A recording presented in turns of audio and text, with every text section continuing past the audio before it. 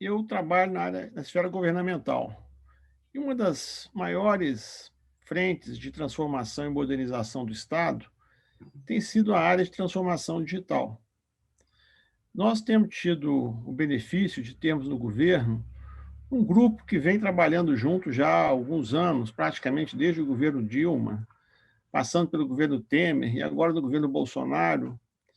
E essa equipe tem operacionalizado uma série de mudanças muito importantes na transformação digital na administração pública federal. Essa equipe vem trabalhando em parceria com a OCDE, que agora o Brasil está no caminho para a sessão.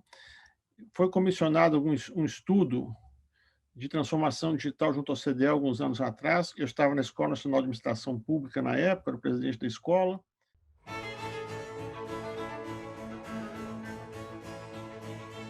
Fica muito claro, quando a gente se debruça sobre esse assunto, que o mundo inteiro está numa grande reestruturação produtiva, onde o esforço de produzir ganhos de continuidade, de produtividade, são contínuos e cada vez mais profundos. É, o setor público, onde eu atuo, né, sempre se movendo com muita lentidão, tradicionalmente, mas o fato é que não se trata só de governos. São governos, empresas, terceiro setor. Nós temos uma grande transformação no mundo do trabalho. E nós não sabemos muito bem como é que vai ser o futuro, porque não vai ter emprego tal qual o conhecíamos para todo mundo. Já não tem hoje. E essa situação deve se agravar. Então, você tem uma situação onde há uma demanda para que as pessoas desenvolvam habilidades, desenvolvam competências, desenvolvam mindsets que sejam capazes de dialogar com essas transformações, com esses vetores. E quanto maior a necessidade, ironicamente, maior a resistência. Por quê? Porque as pessoas à frente das organizações, elas têm mais de 40 anos em geral. Elas não têm esse mindset, elas não pensam digitalmente, elas não têm esse olhar digital, elas não sabem como operacionalizar uma série de sistemas, de softwares, de ambientes digitais. Eu, inclusive, né? Elas funcionam muitas vezes como barreiras, porque elas temem essas transformações. Tradicionalmente, a pirâmide do conhecimento está associada com a senioridade. Quanto mais tempo, maior especialização, maior experiência, melhor você é naquilo que você faz. Não na esfera digital. Porque o que você faz hoje, daqui a 3 anos já mudou, daqui a 5 anos já mudou. Então, a capacidade principal é a capacidade de aprendizado contínuo, né, num processo de atualização tecnológica permanente.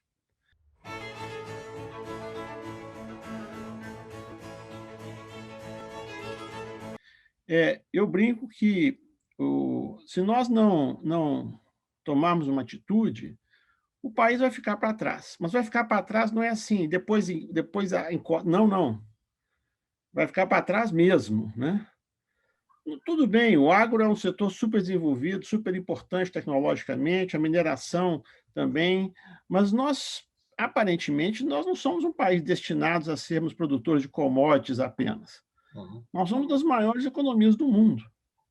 Agora, ou a gente se engaja nesse processo, ou a perda de posição relativa nossa vai ser brutal. E ela vai ser brutal na indústria, vai ser brutal na educação, onde já não somos lá grande coisa, vai ser brutal na saúde, onde nós estamos vivendo uma situação dramática, vai ser brutal na infraestrutura. Nós temos hoje 3 grandes vetores globais: o digital, o ESG, o ambiental, sustentabilidade e a desigualdade. Se nós não nos dedicarmos a esses 3 grandes vetores, nós vamos trabalhar um país que não vai decolar, não vai deslanchar. Nós descarrilhamos aí, alguns anos atrás, e em vez de estarmos voltando para a pista, nós estamos afastando da pista.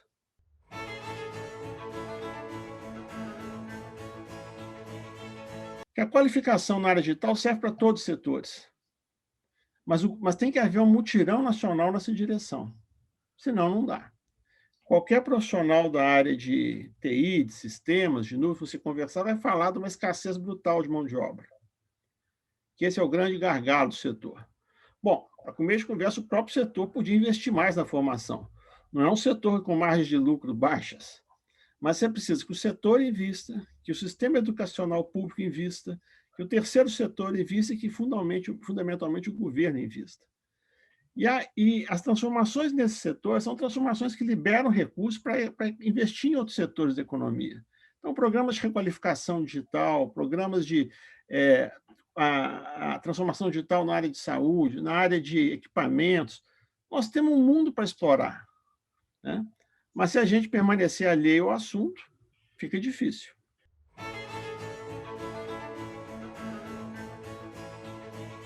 Primeiro, tem que estar atento ao problema. Se você não tiver... Um dos problemas que tem as mudanças são as próprias lideranças. As lideranças não estão atentas a isso. Sem as lideranças impulsionar essas transformações, fica difícil. Curiosamente, e aqui vamos separar um pouco as questões, assim. Não estou entrando no mérito do Ministério da Economia, da fusão que foi feita envolvendo vários ministérios. Agora, o trabalho que vem sendo feito lá, de reestruturação, em particular de aumento da qualidade da gestão dos meios do Ministério, é espetacular. Isso foi possível por quê? Geração, pessoas de uma geração mais nova, pessoas que já tiveram experiências corporativas de familiarização, de mapeamento de processos, de transformação digital de processos, diálogo internacional. A equipe que está à frente do Ministério procura fazer manter-se atualizado tecnologicamente do ponto de vista internacional, parcerias com o setor privado, diálogo com os órgãos de controle, mostrando que é tudo aberto, é tudo no interesse de todo mundo. E algumas áreas com mais atenção, área de compras e contratos, área de gestão de instalações, muitos sistemas corporativos mais modernos. Então, assim, o governo tem algumas dificuldades. Nós temos, por exemplo, duas grandes estatais que prestam serviços muito importantes para o país, que são o SERPRA e a Dataprev, mas que são de outro momento histórico do país.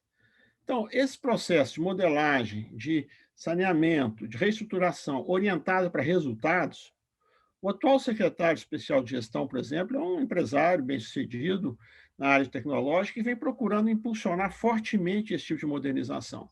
Agora, são modificações ainda muito restritas ao Ministério da Economia. Isso precisa alcançar o governo federal todo. Mesma coisa acontece nos municípios.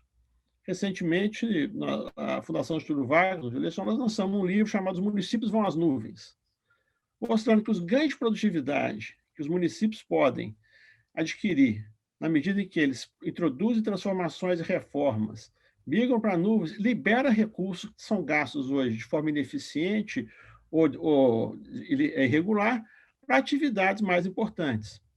Nós temos um boom de apps em várias áreas, que o GovTech, você tem uma instituição, a Fundação Brava, por exemplo. A Brava tem sido uma grande alavanca para startups na área tecnológica, prestadores de serviços para o governo.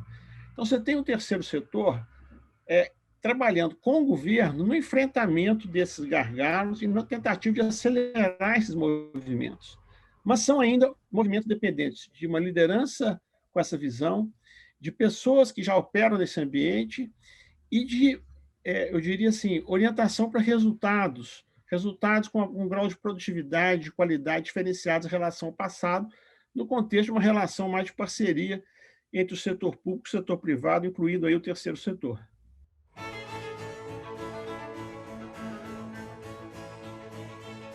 No caso do meio ambiente, por exemplo, as grandes economias estão todas numa corrida para neutralizar a emissão de carbono.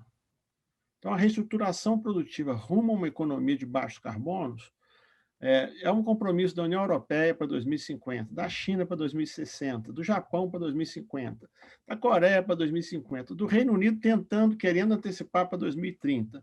Os pequenos países do norte da Europa já estão chegando nisso. Nós aqui ainda estamos assim, como é que é, né? Nós temos uma situação onde o Brasil tem uma Amazônia, que é um grande que eles chamam sequestro de carbono, que permite, né, a combate ao desmatamento na Amazônia, ao desmatamento ilegal, permite a redução dramática de emissões do ponto de vista global. Essa é uma questão que o país tinha praticamente resolvido até 2 anos atrás. Hoje, infelizmente, a discussão está reaberta. Nós estamos comportando como Aquele cidadão que não quer ir ao médico porque está com medo de que o médico diga que ele está doente e ele tem que se tratar. Nós estamos insulando, do ponto de vista ambiental, o que dificulta o tratamento dessa agenda. Mas, por exemplo, o documento do New Green Deal da União Europeia, né? O Green Deal nos Estados Unidos, né? O governo Biden já está priorizando, já retornou rapidamente para o Acordo de Paris.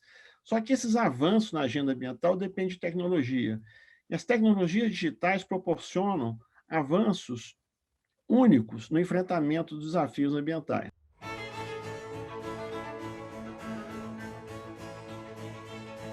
É bom lembrar que boa parte da sociedade brasileira não acha que desigualdade é um problema.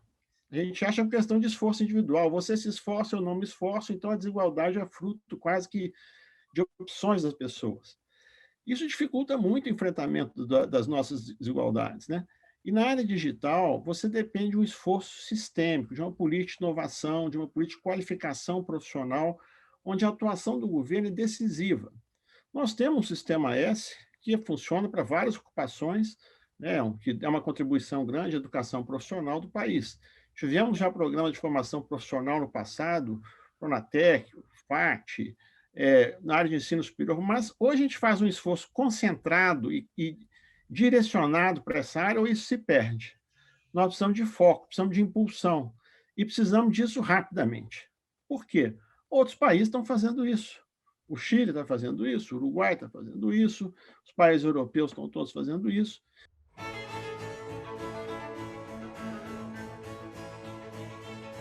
Nós somos muitos Brasis, é verdade. Mas, por exemplo, vamos falar um pouco sobre a Amazônia. É impossível falar da integração da Amazônia sem falar de conectividade. E conectividade não é só o satélite, o sinal, o cabo. São as pessoas em condições de utilizar esses equipamentos, essa infraestrutura tecnológica, essa infraestrutura digital. Há pouco tempo, estava discutindo com um amigo meu sobre os coreanos. A Coreia são 50 milhões de pessoas numa tripa de território, a Coreia do Sul, né? Um pedacinho muito pequeno de território. E ele falando, e eu explicando, eles usam, são os mesmos celulares que a gente, são os mesmos tablets que a gente, qual que é a diferença? Ele falou assim, muito simples, eles usam todos os comandos, quer dizer, eles usam intensivamente os equipamentos. Então, não é só uma questão de disponibilização de equipamento, ou de banda, ou de acesso, é o capital humano que faz a diferença. Então, se nós não colocarmos o capital humano no centro dessa agenda, fica mais difícil.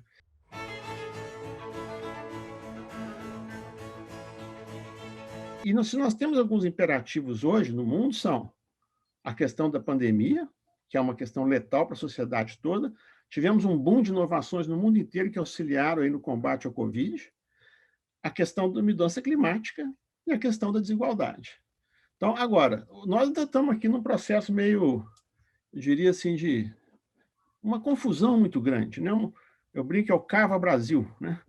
Nós não paramos de cavar, em vez de olhar para sair do buraco, olhar para frente, o país está muito conflagrado politicamente, ao invés de priorizar necessidades óbvias. E são coisas que, claro, estados podem fazer a sua parte, municípios, o Estado, burocracias, agências internacionais, mas tem que haver a compreensão da dramaticidade, da urgência dessas inovações. Porque esse atraso é um atraso que dificulta muito o que se chama catching up, né, o alcançamento, né, o emparelhamento com as nações envolvidas. Nós estávamos no centro do mundo, em várias dessas agendas. A agenda do marco da internet, a agenda de diplomacia ambiental brasileira, né, a questão da inclusão social. O Brasil era um país despontando para fazer parte de um seleto grupo de países líderes das agendas globais de transformação. Hoje a gente se orgulha de ser pária, né? Então, assim, claro que o Brasil é maior do que eventuais dirigentes do governo do dia, mas nós precisamos mostrar isso para nós mesmos e para o mundo.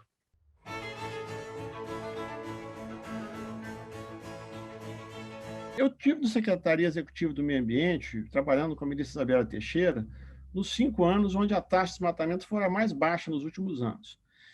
E era muito difícil, porque você precisa de um empenho do governo, precisa da atuação forte do IBAMA, da Polícia Federal, das Forças Armadas. Ninguém conhece a Amazônia melhor que as Forças Armadas, mas havia um esforço de governo integrado para combater o desmatamento ilegal. Não é uma discussão simples. Tem 30 milhões de pessoas vivendo na Amazônia. E você precisa oferecer uma alternativa de desenvolvimento para que essas pessoas que não impliquem na destruição da floresta. Isso era um processo em discussão e construção, infelizmente foi interrompido.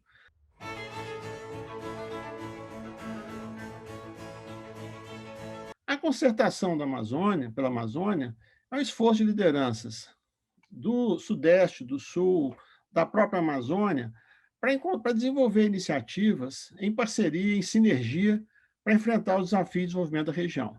É uma agenda positiva, é uma agenda de desenvolvimento. A gente tem que parar de tratar a Amazônia como um problema, como um resíduo, como uma coisa que o país não sabe muito bem.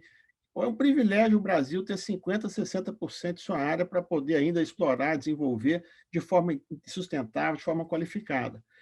Então, a concertação é um juntamento desses grupos, desses interesses, dessas pessoas, para trabalhar de forma integrada, em conjunto, para promover o desenvolvimento da região. É uma iniciativa da sociedade civil e de empresas.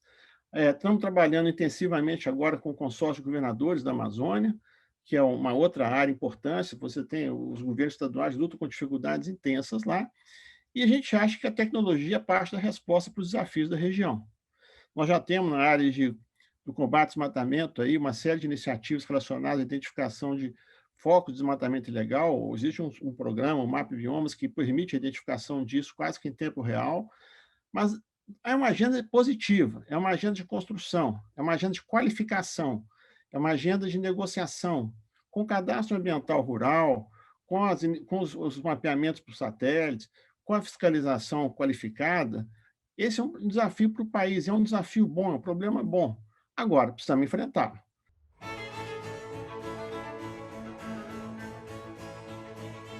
Se a gente polariza e ideologiza essas discussões, nós estamos perdendo um dos maiores ativos do Brasil no mundo. O Brasil é interessante para o mundo sob vários aspectos, mas, sem dúvida, o maior diferencial estratégico é a Amazônia. Um diferencial que nós temos tratado mal. A tecnologia é uma das ferramentas que o Brasil e o mundo podem utilizar para melhorar isso. E não é só nós somos, a Pan-Amazônia são 9 países. Então, nós temos muita coisa para aprofundar, para qualificar, e se a gente souber trabalhar, isso é um ativo que interessa a nós, aos nossos vizinhos e ao mundo. Mas é importante fazer o dever de casa, que a gente, de repente, descarrilhamos, temos que voltar para a sala de aula aí, não só por conta depois do Covid, mas também do ponto de vista do que é estratégico e estruturante do desenvolvimento nacional, né? Eu acho que a gente precisa conversar sobre isso, sem perder muito tempo com agendas que dispersam. As divergências são naturais, os conflitos são naturais, democracia é conflito, mas são conflitos que geram desenvolvimento, que geram ações proativas, e não que geram paralisia e retrocessos, né? Eu brinco que a transformação digital é uma agenda que proporciona quase que só benefícios. A exceção, talvez, nas discussões mais complicadas sobre Estado policial, supervisão, que a Agência Nacional de Dados deve cuidar de privacidade, né? Nós tivemos aí recentemente esse vazamento de dados de todo o país, né? Mostra que o país está muito mal em cybersecurity, né? Mas, tirando esses aspectos, a agenda é uma agenda que potencializa o desenvolvimento, mas que a gente precisa tratar com carinho, como outros países estão fazendo.